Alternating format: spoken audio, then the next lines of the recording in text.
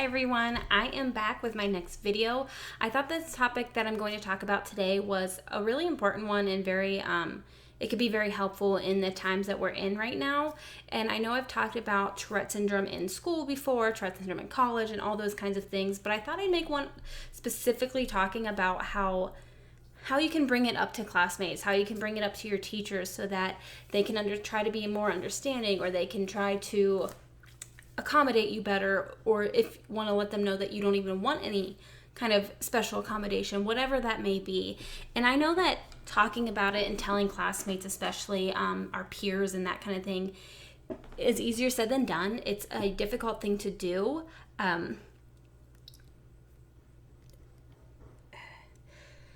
Ticking in public in general is a difficult thing to accept and do because you always have all these thoughts racing through your heads, whether or not people are going to see, point it out, say something, that kind of thing, and put that person in a school classroom, and it can be amplified that much more, I think, because, you know, young kids, they can be mean, or teachers, they can be not that understanding sometimes, which is awful, but unfortunately, it's the truth.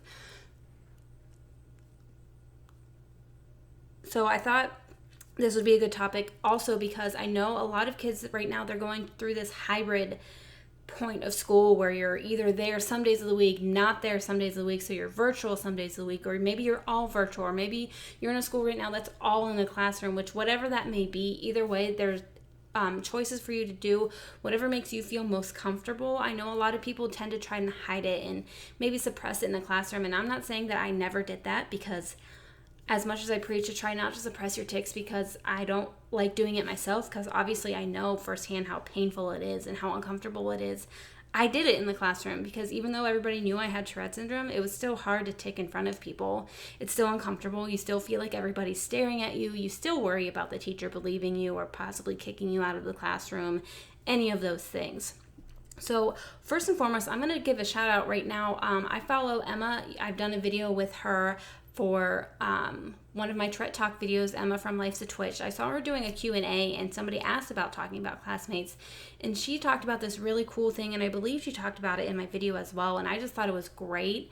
So she would talk to the guidance counselor, and the guidance counselor would kind of come into the classrooms, and they would kind of give a brief talk, if I'm understanding this correctly, and Emma, if you're watching, please correct me if I'm wrong, but just kind of give a general idea of maybe a couple different disorders or neurological things, just for, you know, the students to be aware of. And then at the end, she would open it up and give those students or her that opportunity at that point, if she would say, like, does anybody know anybody with this kind of disorder? And that was her opportunity to then raise her hand and be like, hey, actually, yeah, I have Tourette syndrome, and this is what it's like for me, blah, blah, blah, blah, blah. And I thought that was so cool, because then it kind of takes the pressure off of that child and that student to just randomly bring it up, because I know that can be even more difficult, and it gives it a chance from it coming from this guidance counselor, coming from this person that people can look up to and go to for help within the school and everything else. So I always thought that was just a great idea and something that a lot of people could take advantage of, even if the parent goes in and talks to the guidance counselor with or without the child.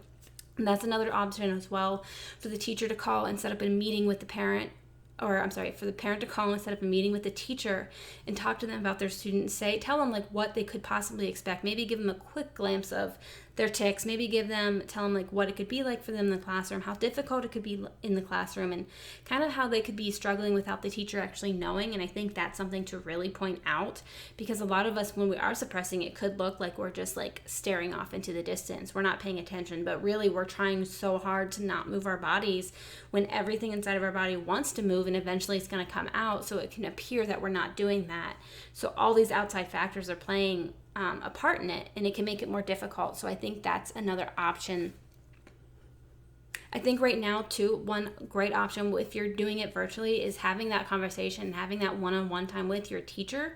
If you're a student watching this, or a parent watching this with a student with Tourette syndrome, maybe it's a teacher that wants you to be on video, and that can be uncomfortable for you. So if you're ticking a lot, especially at your house or anything, I know I can kind of tick more at my house because I feel most comfortable, or it can be the opposite for some students.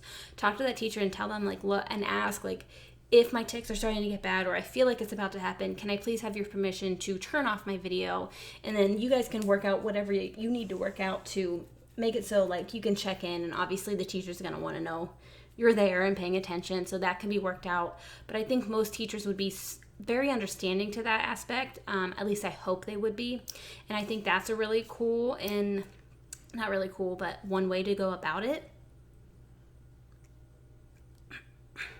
When it comes to talking to classmates, I think it can be more difficult. Aside from that guidance counselor part, what I used to do when I was in school, I would do reports on Tourette syndrome.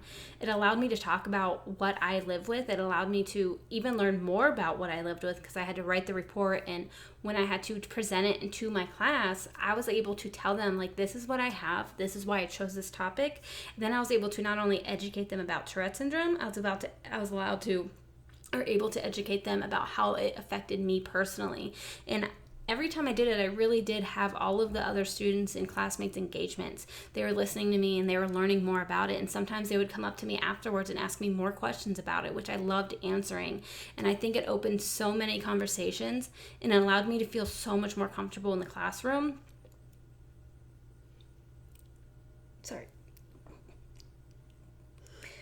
That it helped me create bonds, not even necessarily a bond, but an openness with students that I wasn't even, like I said, that close to.